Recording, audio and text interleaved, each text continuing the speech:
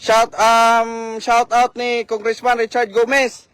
Ang imong district engineer imuha man gyud ang bata nga si Pipot na man gyud ni permi sa imong kiliran. Kaning ato ang engineer, district engineer nga si Pipot.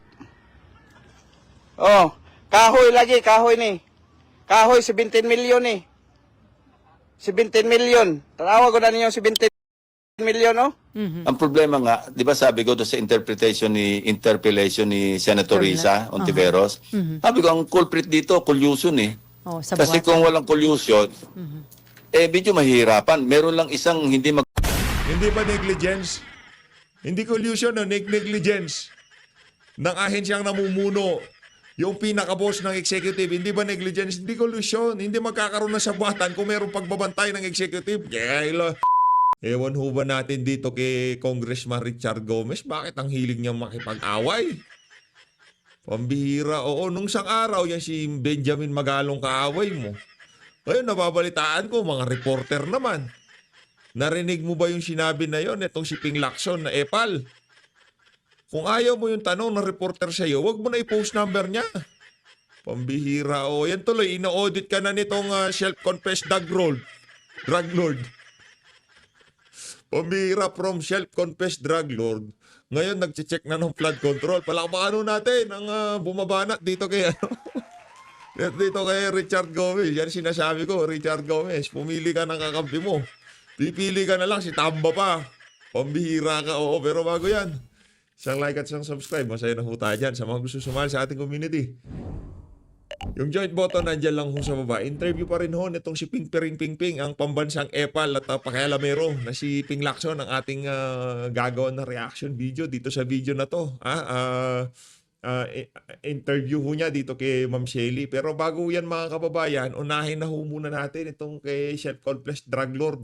Itong si Kerwin Espinosa. Naku, kinol out niya ho itong si Goma sa mga flood control dyan sa Albuera. Ito, panoorin natin.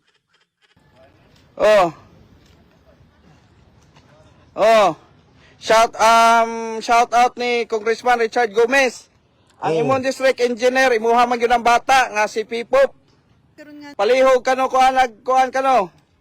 Palihog kog pangutana kabahay ni aning Prajika. 17 million ni nya na ilang report sa accomplishment is 80%. Wa man Ginoo ko. Hoy, Richard Gomez, papayag ka ba dyan? Ino-audit ka ng self-confessed drug lord? Pambihira, oo. Isa bagay, kakampi mo naman, tambaluslos. Okay lang yan. Ay, nako. Unsa man ni tulis? Unsa man ni self-confess ka? Ha? Tingin. Pakita mo sa video, bro. Dara. Pakita mo. Tanawa ninyo. Tingin. DPWH District Engineer Pipop. Kung palihog Parang nakamaxipil tong si Kerwin Espinosa. Tingnan nyo naman yan. Nung toka parang mansanas ang pagmumuka, pambihira, oo. Ibang klase yung beauty regimen itong mama na to. kung sa imuhang mga tao kung naaman yun ni permi sa imong kiliran. Kaning ato ang engineer, district engineer nga si Pipop.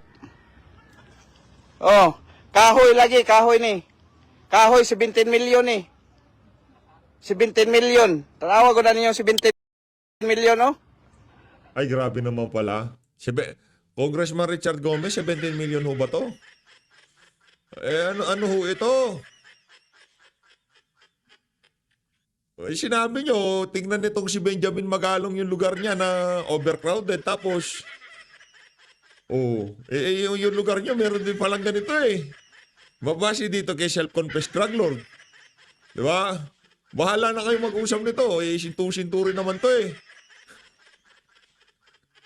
Kung isumpay pa nila sa karaan namong per, why siguro musaka among ekonomiya sa Albuera. Yan. Ditiwasan naman nilang Albuera. 17 million daw yan. Basi dito kay self-confessed drug lord. No? Ayun, anong sagot mo dyan, Congressman Richard Gomez? Di kita binabanatan dito, ha? Ang atin lang dito, lahat ipapakita, oh. Tingnan niyo si Mayor self-confessed drug lord. Nagsasalita din siya. Oh, baka tatakbo rin siya na senador. Labo, oo. Eto na, lipat to tayo. Eto, panawagan ng ating mga kababayan. Kayo yung dahilan kaya kayo binabaha mga wakang sa pera. Mga baong sa pera. Grabe naman yan, oh. Gobyerno, nasaan na kayo? Nako. Taong bayan, hindi pa ba kinikilabutan yung mga taga-Malacanang pagka naririnig nila yung mga panagoy na yan? Gobyerno, nasaan na kayo? Anak ng toka. Ika nga na, malapit na tayo doon sa breaking point. Malapit nang mapuno ang salop.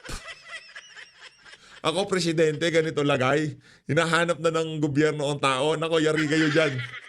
Ang susunod dyan ay wag naman sana, knock on wood. Nasaan yung wood? Katukin na natin lahat ng kahoy. Baka mahirap na, di ba? Knock on wood. Gulo. Ayaw ho natin yan. Pero pagka ganito, ang taong bayan naghahanap na, hinahanap na ang gobyerno, pangit na hong sinyalis ito. Pagka yan merong isang lumabas dyan, at nagkaroon ng momentum yan, mag-ingat-ingat kayo. Hindi ako nagigikayat dito, ha? Diyan nag-uumpisa diyan sa maliliit na panawagan na yan. Yung isa magiging 2, yung 2 magiging 4, yung 10 magiging 100, yung 100 magiging 1,000. Kaya kung ako dito sa administrasyon na to, unahin nyo yung lifestyle check yung mga pamumuhay nyo. Kung gusto nyo talagang matapos ang termino nyo, ay ayusin yung trabaho nyo. At para dito kay Ping Lacson, hindi nyo kami madadala dyan sa mga pa-privilege speech nyo. Nakananto ka. Grabe, lubog. Kunyari, akin yan, no? Grabe. Gobyerno, nasaan na kayo? Rescue niyo na kami! Nagpaparescue na mga kababayan natin, Pilipino. Ito. Kilalanin natin. Ito. Meron akong gustong ipakilala sa inyo. Kilala ko na to, pero kilala ko siya nung mga Tuadcom. Isa ito sa mga siga-sigaan eh. Si Dong Gonzales, kilalanin nun natin ang congressman ng 3rd District. 3rd District nga ba si Dong? Dong Gonzales. Oh. Tama, 3rd District ng Pampanga. Kilalanin nun natin ang isa sa mga buhaya dyan sa... Kilalanin nun natin isa sa mga best friend itong si Martin Romualdez. Ito, si Dong Gonzales. Dong! Hoy, mga taga-Pampanga, sikat na sikat na yung congressman niyo, pati buong pamilya niya habang humahabol ng napakaraming posisyon. Pangalanan na natin ha, si Dong Gonzales na buhayan ng Pampanga. Putang Buhaya ho talaga yan. Yan si Dong, yan ho yung pinakamalaking buhaya sa Pampanga, no? Di umano, base sa mga alingas nga sa gigilid, yung mga ika nga nito si Ma'am Joe, yung mga kwentong barangay, ito yung mga kwentong barangay. Di umano, merong isang congressman sa Pampanga, mamimili ng sandamukal na lupa, tapos ang gagawin niya, yung national road, ipapadaan niya doon sa gitna ng kanyang lupa. Kahit walang sounds, napapasayo ako Kasi inumpisahan natin ng may sounds, kaya tuloy-tuloy ang sayawan, ika nga.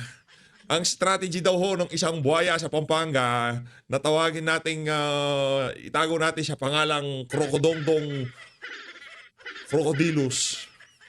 Krokodongdong Krokodilus. Ang ginagawa daw ho nitong buhaya na to ay mamimili ng sandamukal na lupa, ari-arian, mga bukirin, mga binibili ho niya yung lahat ng matanaw ng kanyang mga mata dyan sa Pampanga. Di umano ha, ito yung mga ikanga sa kwentong barangay. Ang gagawin niya, magpapatayo ng 4-lane na daan sa gitna ng bukid na kung saan itutumbukin yung kanyang mga ari-arian. Tapos yung pinakadulo ng daan magiging choke point na 2-way. Hindi ko sinasabi si Dong yan. Ano yan? Blind items. Okay. inang pinahabol din ng mga anak na maldita na si Mika Gonzales. O yan, baka friend yan ni Claudine ko, yan si Mika Gonzales. Maldita daw yung alien. Oo, yan yung maldita na palamura sa mga opisina ng iba't ibang ahensya ng gobyerno. Palamura yung babae na yan. Sa mukhang yan, palamura yan. Anak ng toko. Oy! Pag di siya kita pagbibigyan, Kayong mag-ama kayo, hindi porket di kayo nabibisto, gagawin yung garapal yung Malapit na kayong dalawa, papunta na sa inyo ang usapan. Kaya kung ako sa inyo, ayusin niyo yung pamumuhay niyo. Sa bagay, busog na kayo, pahinga na kayo.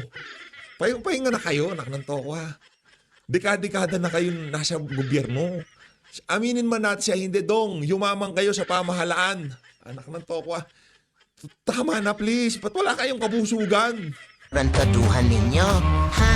Yung card program ng DSWD, wag na ninyong i-deny pa. Mga gago kayo. Hindi nyo na alam anong kasinungalingan pa yung sasabihin nyo. Sasabihin nyo galing sa pera nyo yan. Pero ayan no, ayan yung logo ng ahensya ng DSWD. Ayun, no? Pati nga sa website Nandali. ng DSWD nakalagay ang card program eh. Kinina ninyo, napapagigil na payo.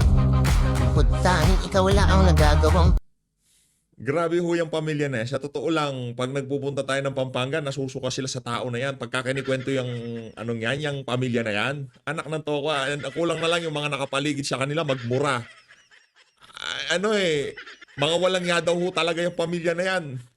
Sige, ganito na lang, punta ho kayo ng Pampanga, pagtanong nyo yung pamilya ni Don Gonzales.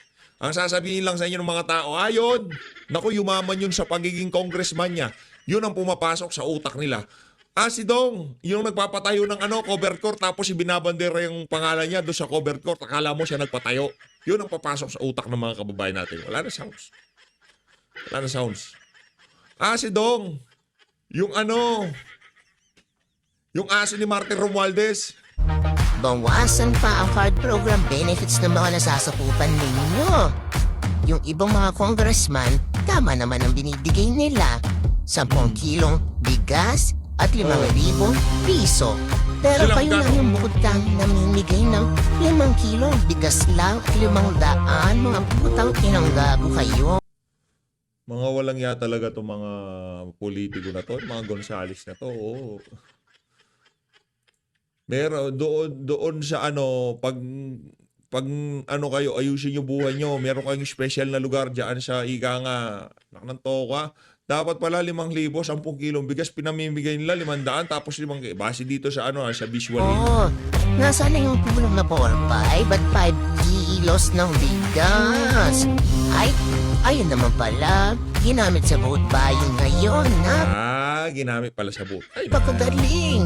Nagpapatawag na kayo sa mga dome ninyo, ha? Mga garapal, namimigay na kayo ng mga pera. Pero, walang ya kayo. Ayan, lagay ko lang dito to. Tapos itong si mahilig makipag-away, tanggalin na natin dito. Mahilig makipag-away to eh. Itong ayusin mo kasi buhay mo, Congressman Richard Gomez, pati yung mantakin mo babanat sa'yo, si Albert Mayor self-confessed drug lord. Yan. Ang daming pwede bumanat, yun pa. Sa bagay, si Magalong di ka nga pinansin eh. Pero ano ho yan mga kababayan ha? Ngayon ganito lang, simple lang. Ganito na lang ho mga kababayan. Itong gagamitin nating pamantayan. Okay? Maglalabas ho tayo ng ating ika nga standard sa ating issue ng flood control. Kasi nalilihis eh. Napapansin ko na yung ika nga yung power play dito sa issue eh. Ha? Maglalagay na ho tayo ng pamantayan. First ika nga criteria kung papaniwalaan ba natin o hindi ang isang nagsasalita dyan sa issue na yan. Una, pagka yan inaabsuelto si Marcos Jr., mali na kagad yan. Di na natin papakinggan. Okay? Yun ang pinakaunang criteria. Pagka ang isang government official o nag-iimbestiga, pinag-uusapan itong particular na issue na to, inaabsuelto itong si Bangag, wag na natin paniwalaan. Halimbawa, itong si Boy, si Boy Epal na Boy Pasikat. Absuelto sa kanya si Marcos Jr., yung salamat Pangulo siya na isumbong sa Pangulo PH eh. Walang pananagutan sa kanya yung mga yung mga matataas na opisyal ng pamahalaan kay Ping. Kaya, walang kwenta yung mga sinasabi na yan. Ngayon, itong si Magalong, dapat ayusin na niya naratibo niya. masaya tayo na maraming nag-uusap-usap dito sa issue ng flood control na to. Pero kung ikakapitalize nila yung mga kababayan natin na nagsasalita para makaladkad ang pangalan nila dito sa particular na issue na to at may sulong ang kanilang naratibo doon sa kanilang pagsasalita na kung saan ang presidente absuelto o ika nga parang walang kasalanan sa kanila, meron tayong problema dyan sa naratibo na yan. Okay? Ay kilalanin natin. Pagkaya ang nagsasalita na yan, from top to bottom, ang gusto nilang pagsalansan dyan sa flood control issue, palakpakan natin yan. Ganito bibigay natin dyan, masigabong palakpakan. Pero pagka gusto nila from middle to bottom lang, ang aayusin natin, ika nga, DPW, Congressman, DPWH, contractor lang tayo babase. Hindi pwede yun. Di tayo papayag doon. Managot ang pinaka nasa taas. Walang iba kundi presidente. Pinagmalaki niya, ibinida niya sa SONA yung mga flood control na yan. 5,500. Maya-maya, next ano niya, siya implementing agency, hawak niya. Next SONA niya, mahiya naman kayo na ang banat niya. Kaya kung meron mang mananagot dito, most guilty si Marcos Jr. Okay? Ang dating nagpunta lang siya ng Benguet, nagpunta lang siya ng Bulacan, absuelto na siya. Walang yaka, Lacson ha, huwag mo kami lokohin, di mo kami maluloko dito. Napupuno na sa bayan ng Pilipino, dalawang bagay lang to. Para ba kayo sa tao, para kayo kay Marcos Jr. Ganun lang kasimple yun. Eto, di uto tayo kay Ma'am Shelly. Dalawang bagay lang yan, para ba kayo sa tao, para kayo sa para kayo kay Marcos Jr. Ho Diba? nating control projects. Ating tinutukoy si Sen. Magandang hapon na Selly. Pinakamaganda okay si Ma'am Shelly ang pinakamaganda diyan. Palakpakan muna natin to si Ma'am Shelly. Feeling much better. Yan, buti Feeling naman po. much better. Kasi nitong nakaraan, alam talaga namin, baka meron ho kayong ubo o sipon o sore throat. Ewan ko kung ano ba tumama sa akin, isang linggo. Mukhang baka ho sa pagpapalit din ng weather, yung ulan, tapos init. Hindi, baka kinakalampag ka na ng... Minsan... Baka kinakalampag ka na ng Diyos ng tadhana, sinasabi sa iyo ng Diyos ng tadhana, Ping Lacson. Huwag mong absueltuhin si Marcos kasi siya ang most guilty dito. Doon pa lang sa pagsabi niya na merong ghost project under his watch na presidente, yun inaamin niya lang yung pagiging incompetent niyang presidente. So okay lang pagka sinabi niya na mahiya naman kayo na merong ghost project. Absuelto na presidente. Walang nga kayo, hindi ako galit kay Marcos Jr. dito. Ang sinasabi natin, ilagay lang natin sa tama kung ano yung tama. Ilagay sa tama kung ano yung tama, di ba? Walang nga kayo ha. Kapag mahina daw ho ang ating immune system. Anyway, sir, natuloy na rin finally yung inyo pong, yung period of interpellation para doon sa gustong magtanong. At sa pagtatanong sa inyo ni Senate Minority Leader Tito Soto, nabulgar nga po nyo yung parang accreditation for sale involving itong Philippine Construction Accreditation Board o PICAB. Pero immediately, dininay po yon ng PICAB at sinabi na hindi daw ho for sale yung mga lisensya at inassure nila yung integrity ng kanilang licensing system. So, any comment on that, sir?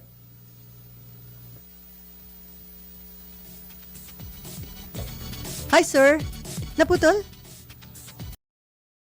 Ala, muli. Naku, ano kayang problema ng dating ninyo? Sir, una nga po, dun sa inyong isiniwalat sa pag-interpolate sa inyo. I-station hopping itong si Ping Ping Ping Ping. Pagbigyan niyo na kayo naman Ni Station Senate hopping Minority sa Leader Tito Soto, na sabi niyo nga meron kayo nakuha impormasyon na mayroong accreditation for sale diyan sa PICAB. Pero yung PICAB po immediately nag-issue ng statement, itinanggi po na mayroong hindi daw for sale yung kanilang pag-i-issue ng lisensya at accreditation at sinabi niya, inassure niya yung integrity ng kanilang licensing system. So ano pong masasabi niyo tungkol doon sa kanilang naging denial na yon? Yun na nga, Selly. Alam mo, the more sensible reaction should have been, sige, titingnan namin ito, imbisigahan namin para malaman natin ang katotohanan. Pero pagka outright denial, even without attempting to investigate, Opo. merong question lalong hahang do sa atin. Kaya ang ginawa ko, nag-imbestiga pa ako further, At nagkunda ako ng konting record check, tinawagan ko yung mga nagsumbong din sa akin mga contractors. Napag-alaman ko, na bukod pala sa mga congressmen contractors, meron din palang pickup directors contractors. Ala. Ito, medyo malungkot na ito, saka medyo kagulat-gulat na kasi alam mo, do sa RA 4566 as amended, hindi naman naka-indicate doon kasi merong ibang batas na sumasaklaw naman tungkol sa conflict of interest. Ang tawag doon yung Code of Conduct and Ethical Standards of Government Officials and Employees, RA 6713. Na pag ikaw, meron kang conflict of interest, either mag-resign ka doon sa sektor, doon sa business mo, mag-divest ka, para na sa ganun, walang conflict of interest. Ang natuklasan namin, no, dalawang directors, ang may-ari ng construction firms, construction companies, at the same time, they are serving as pick-up directors. Hala. So, malinaw na malinaw yung conflict of interest. Ito ang mahirap. Ano? Instead of addressing yung allegations, yung mga reports na mayroong nangyayaring anomalya, Opo. nagdidig in sila at ang reaction kagad, papalabasin pang walang kakwenta-kwenta yung aking report. Inahayag ko nga yun para Alam mo, yung report mo, Ping, meron namang kwenta. Kaso nagmumukha lang walang kwenta kasi agad, absuelto ka agad yung nasa executive yung pinuno ng executive, pero yung nababanatan, yung mga contractor at yung mga pipitsuging diyan sa diyan sa DPWH, pero yung pinuno, yung pinaka-boss ng mga ahensya, which is yung presidente, nawawala sa larawan. Ibinibida mo yung kanyang isumbong sa Pangulo PH. Gusto ko magpasalamat sa isumbong sa Pangulo PH. Dahil dyan, gumaan ang aming trabaho, anak ng toka. Pambihira, oo. Gawin ni Marcos, hindi niya gawin yung website na yon, yung database na yon, may pananagutan siya. Hindi porket ngayong panahon na to, nagkaroon na ng problema dyan sa mga flood control na yan. Ngayon, hinahanap niya, gumawa siya ng database, absuelto na siya. Siya ang nagbabantay, siya ang boss, siya ang siyang final shot caller sa lahat ng nangyayari sa Pilipinas, di ba? Ang baboy ho kasing tipong gumawa lang isumbong sa Pangulo. Nagsabi ka lang na mahiya naman kayo. Hindi ka nakasama sa privilege speech. Wala ka ng pananagutan sa sambayan ng Pilipino. Anak ng toka, sarap maging presidente pagkaganyan pala, di ba? at least sila na mismong gumawa ng sarili ng investigasyon. You know, So ganyan na nangyari. Eto, may natuklasan tuloy akong panibago kasi nga nag-dig deeper pa ako, lumalabas. Eto, alam mo, pwede sila maging liable. May kaparusahang kulong yan, ha? May violation. Yes, kasi batas yung 6713 At pagka merong malinaw na conflict of interest, ang alam ko, mga parang 6 to 10 years Ang kulong. parusang kulong, oo. Sir, pwede Ito talagang, sasabihin ko, open and shut case kasi record So, sir, pwede niyo pangalanan sino yung dalawang director ng pickup na meron palang construction company? Matter of record naman yan yung Ernie Baggao, na-reappoint siya noong 2023, September 2023. Nananatili naman siyang may-ari ng EGB, no? Ernie G. Baggao Construction Corporation. Yung isa, yung Escalante, Arthur Escalante, may-ari naman siya ng, I think, ASN, anyway, basta Escalante Construction firm din. Habang nanunungkulan sila bilang mga pick-up directors. Kitang-kita mo yung conflict of interest kasi sila yung regulatory body. Yes, Pag sila rin yung nagpipirma ng kontrata tapos mag-a-apply sila sa DPWH para sa mga government contracts. Hindi ba na mas malinaw pa yon? Pero sir, yung kanilang construction company, na-check nyo rin po ba kung meron din silang mga nakukuhang kontrata para sa mga government projects? Well, at least may nakita yung staff ko na yon existing. Meron silang pinirmahang kontrata with DPWH. Ibig sabihin, meron silang kontrata sa gobyerno. Tapos sir, ang pickup is under DTI, tama po ba? Yes, under the Construction Industry Authority of the Philippines. Yun ang implementing board ito ng SIAP. Yung SIAP naman under DTI. At yung mga directors ito, mga presidential appointees. So sir, paano yun? Wala pong nangyaring background check? Hindi po yun nalaman na nitong like DTI na ang pinanumpa nila na miyembro ng board, meron pala mga construction company at may conflict of interest sa kanila? Yeah, as we speak, no, alam ko pinatitingnan na ng Pangulong Marcos ito. Kasi na-share sa akin ni Minority Leader Tito Soto na nagkausap sila ni Pangulong Marcos the other night yata. Opo. At napag-usapan nila kasi concern din niya ito eh. Siya nga nag-interpellate sa akin yan eh. Yung tungkol sa pickup eh. Nag-uusap-usap na pala itong si Lacson, Soto at itong si Marcos Jr. Kaya pala sa lahat ng pagsasalita nitong mga gurang na senador na to, laging absuelto si Marcos Jr. Kausap pala nila. Yun naman pala. Okay. Bakit nakakalusot Tuloy. daw na meron ng Court of Tax Appeals na case, bakit nirenew pa ng pickup yung accreditation o yung lisensya? So siya nagsimula nga ng interpellation. Nabanggit ko ngayon yung hinaing sa akin ng ilang contractors na nagpapasabi nga na bakit yung pickup yun nga naglalako no ng accreditation. Sila na bahala sa mga bank certificates, mga ibang requirements at sa halagang at least 2 million ano. Ito isang issue pa lamang ito kasi meron din mga report na kung saan kapag may problema ang contractor at sinesettle nila doon sa pickup, yun din meron ding money changing hands ano para maayos yung halimbawa isang case na kasi alam naman natin nagkakahiraman ng lisensya hindi ba ng contractor na halimbawa yung isang kontratista napag-uusapan ng isang kontratista Opo. kung pwedeng hiramin yung kanyang lisensya.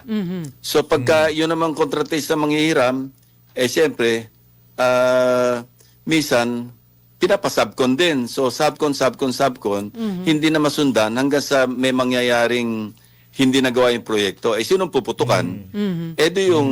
Yung may-ari ng lisensya kung saan nakarecord na Hindi, ang puputukan presidente kasi hindi niya nababantayan ng maigi.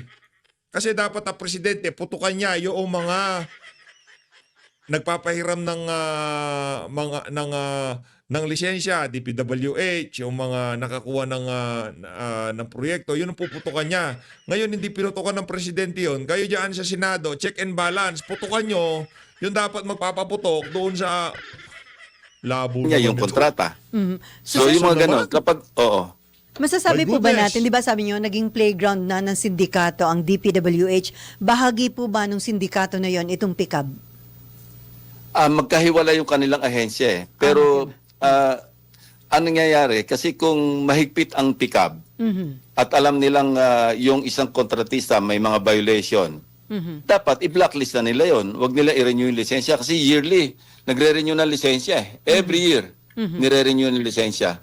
So kung merong gano'ng mga anomalies, ang problema, medyo nagkaroon na ng parang fraternity, no, yung kontratista at saka yung mga direktor ng pickup. So Brotherhood. almost automatic na o nagkaroon ng sabihin nating relasyon, no? Kung ano man yung relasyon na yon, halos automatic na yung pag-renew ng lisensya maski katakot-takot ang violation. Ngayon, hindi rin lulusot. Kaya napaka-importante talaga yung interagency cooperation at saka coordination. Tulad na nabanggit ni Senator Soto sa interpellation niya, yung interlocking directorships, ano? Na kung saan, director sa isang kumpanya, director din sa kabilang kumpanya, director sa kabilang kumpanya, iisa naman na may-ari, pero makikita mo, may common directors. So pagka siguro yung isa, marami na siya nakuha ang kontrata, kukuha naman ng kontrata itong isang construction company na iisa naman ang may-ari. So sir, Meron nga ako alam, 10 yung kanyang construction companies eh. Pero isang tao lang yun. kasama po ba ito dun sa 15 contractor, sir? Yes. Kasi ilan lang yung talaga malaking contractors. Ngayon siguro dahil para hindi mapansin na napakarami nilang kontrata, nagtatayo pa ng panibagong construction firm. Kung naigting ang koordinasyon among, say, Securities and Exchange Commission or DTI, dahil yung sa mga sole proprietorship, at tapos yung DPWH, tapos yung pickup, medyo mahirap, masasala ng husto. Ang problema nga, di ba sabi ko doon sa interpellation ni Senator Risa Ontiveros, sabi ko, ang culprit dito, collusion eh. Oh, sa Kasi buwatan. kung walang collusion, medyo mahirapan. Meron lang isang hindi Hindi ba negligence?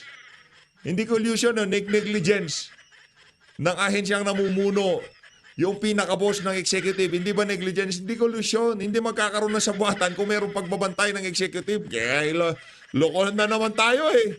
Yan ang ayoko sa'yo, Lacson. Binubola mo na naman kami. Hindi sabuatan. Kahit na magsabuatan sila, kung nakabantay ang opisina ng presidente, alam nila na mapapanagot sila. Nandyan ang DOJ, nandyan ang NBI na ikukulong yung mga magnanakaw na yan, hindi maglalakas ng loob. Collusion. Huwag mo na collusion, visit na Mag-cooperate. collusion. Hindi makakalusot yung anomalya, hindi ba? Dito So, dapat talagang matigil dito, mabuwag yung collusion na nangyayari, sir. Ouch. Cor- Wala na, hindi na. Buwagin ang collusion, pero yung pagiging inutil, pagiging incompetent ng leader, okay lang. Burahin lang natin yung pagsasabuatan na okay lang, inutil ang presidente kahit na under his watch nangyayari lahat ng kababuyan na yan. Basta yung sabuatan lang, wag natin pagtrabahuin ng presidente, wag natin bigyan ng obligasyon. Tanggalin lang natin yung collusion. Correct. Dapat mawala ang collusion. Kasi pagka nag-conspire na, nag-usap-usap na, ang loser talaga, tayo mga Tama yan. taxpayers. Oo. So sir, sabi nyo nga, pinabatid na ito ni Senate Minority Leader Tito Soto kay Pangulong Doon ako bumilib sa naratibo ni Lacson. Yung ang sinisisi nila ngayon yung sabuatan. Nandun na tayo, pero hindi mangyayari ang sabuatan kung nabantayan na maayos ng presidente. Yung mga ahensya nagbabantay diyan sa ano na yan. 'Di ba? At hindi sila magtatangka magsasabuatan kung alam nila na mapapanagot sila ng presidente. Ikaw naman, Lacson, binobola mo kami. Anong collusion? Collusion mo mukha mo. Bongbong Marcos at pinaimbestigahan na Tumanda ka na lang, naging pulis ka na at lahat-lahat. Di ko sinasabi magaling ako sa'yo. Pero ito, ang dito, sentimiento ng sambayan ng Pilipino. Inaabsuelto mo yung presidente. Sinasabi mo sa buwatan ang dahilan ng korupsyon dito sa flood control project. Hindi. Ang may kasalanan dito yung pagiging inutil ng presidente, yung hindi niya pagbabantay. Yung hindi niya pagsisiyasat. Yun ang problema dito, hindi kolusyon, walang kolusyon na mangyayari kung mahigpit ang presidente. Walang kolusyon na mangyayari kung merong political will ang presidente na pigilan ng korupsyon. Walang kolusyon na mangyayari kung alam nitong mga contractor at congressman na kung sakaling mahuli sila, may kalalagyan sila sa presidente. Ngayon, kayong magtatanggal sa kolusyon. Mga loko-loko. Lokohin nyo. Hindi nyo kami maluloko, Brad. po itong Kanya tungkol kayo. sa pickup na may dalawang Pollution. director po na may construction company. Tama po ba? Oh, hindi lang 'yon, pati yung ibang anomalies. Parang all-encompassing na yung ginagawang investigation. Katunayan, parang kahapon yata o nung isang araw, nagpahayag na yung DTI eh. I think Hindi, real talk lang. Ito kasi problema dito kay Lacson eh. Problema dito kay Lacson, pinalaga niya si Senat. Mabalik ako din kay Sen Marcoleta. Diba? Medyo nag-iinit lang tayo dito sa mama na to eh. Akala siguro nitong si Lacson, yung tipong pakikipagsagutan niya sa mga ibang senador, ganun yung kalalabasan pagka binanatan niya si Marcoleta. Merong napakatinding backing itong si Marcoleta, hindi lang ho vlogger. Binabak-apan ho siya na ang ng sambayan ng Pilipino OFW. Lacson, ikaw wala kang kredibilidad. Wala kang kwentang senador, sa totoo lang. Maliban dun sa pagiging chief PNP mo at doon sa pinatayo mong new Senate building, wala ka nang nagawa. Sa katagal-tagal mo sa politika. Anak ng towa, nag-privilege speech ka. Inabsuelto mo presidente. Pambira, most guilty presidente, inabsuelto mo. Hindi mangyayari lahat ng aberya na to kung hindi dahil sa kanya, inabsuelto mo siya. Kahit sinong magre-react dito sa video na to, anak ng toka, bubula bibig sa'yo eh. Sinabi ko pa naman, bukas tayo bibira dahil ngayong linggo, kalmado tayo dapat. Ano to? Yun din palang kalalabasan. Magkakatapos-tapos, iinit din pala. Di ba, yung panoorin niyo yung unang video natin, yung kay Lacson na versus Marcoleta. Di ba, kalmadong-kalmado tayo? Parang di tayo makabasag pinggan. Pero dito, iba na ho ito eh. Kasi linoloko na tayo nitong si Ping Lacson eh. Sa totoo lang, linoloko mo kami, sir. Collusion ang pinagbibintangan nyo, hindi yung pagiging incompetent ng presidente. Aba, palakpakan natin itong ating magaling na senador. Collusion daw sa buwatan, sa ahensya, mga kontraktor at iba pa. Anak ng toka. Baka kasama yung presidente sa sabuatan, ha? Langya ka, Tasa Lacson, na ha? sila ni Pangulong Marcos na magsagawa ng investigation. Kasi may nabasa akong press statement ng DTI na magsasagawa sila ng investigation dito sa PICAB. Sana matukoy nila kung ano talaga yung mga, wag na yung mga individual o yung mga individual culpabilities, ano. Yung sistema na lang sana, yung sa level ng policy, mabago yung sistema para sa ganun mapatino na yung takbuhan ng ating mga pagpapatupad ng pag-implementa ng mga proyekto. Pero ang dapat po dito maging outright action, tanggalin po bilang board member ito hong dalawa na taga-PICAB na may construction company. Yun po ba ang dapat na maging agarang action, sir? Well, I leave it to the concerned authorities. Hindi naman saklaw ng mandate ng Senado yung magtanggal. Bahala na sila. Basta piniresenta ko na Ano yung... lang, ang kasama lang sa mandate ng Senado yung dapat maabsuelto ang pinuno ng ehekutibo ng executive department. Yun. Dapat ang mandato lang ng Senado maisisi lang sa collusion yung issue ng flood control. Maliban doon, walang kasalanan si Marcos Jr. Anak ng tokwa, hawak mo NBI, DOJ, police, lahat yan, hawak mo yan. DILG, hawak mo. DPWH, tapos ikaw walang kasalanan. Nagpamahiya naman kayo, tapos ngayon itong senador na to sinasabi niya kolusyon na may kasalanan. Loko-loko. Lokohin mo yung mag-usap kayo ni Soto, kayo dalawang kape kayo, magbulahan kayo. So always, maraming salamat mga kababayan. Kaya ayoko nang gawin tong video na to Panood ko na to Sabi ko, malino natin ang Pilipinas. Tulog na tulog na. Huwag yung pakinggan yan si Lacson, walang kwenta yan. Naknan to ko. Tingnan natin tingnan ko yung tapang nitong mama na to pagka nag-umpisa yung Blue Ribbon Committee. Tingnan ko talaga kung papalag siya kay Senator Dante Marcoleta. Akala mo naman pagka nag-expose siya, nagsalita siya, may naniniwala sa kanya. Pagdating sa credibility, Brad, anak ng tokwa, mas papaniwalaan namin si Marcoleta kaysa sayo. Mas papaniwalaan namin si Robin Padilla kaysa sayo. Mas papaniwalaan namin si Bato de la Rosa kaysa sayo. Anak ng tokwa, ano bang nagawa mo dyan sa Senado? New Senate Building? Yung pagkamahal-mahal na building? Anak ng tokwa. Maraming salamat mga kababayan. Huwag ka nang tumakbo ulit. Walang balik yung bayad ng sambay ng Pilipino diyan sa swel, parang ikaw si Kiko Pangilinan. Magsama-sama kayo mga senador. Mga nasa minority, mga walang kwenta. Mga walang kwentang senador. Anak ng toka, ba't nagka-senador tayong kagaya nito? Kala ko ba check and balance? Last bastion of democracy ang Senado. Bakit nina-absuelto nyo yung most guilty dito sa issue na to? Mga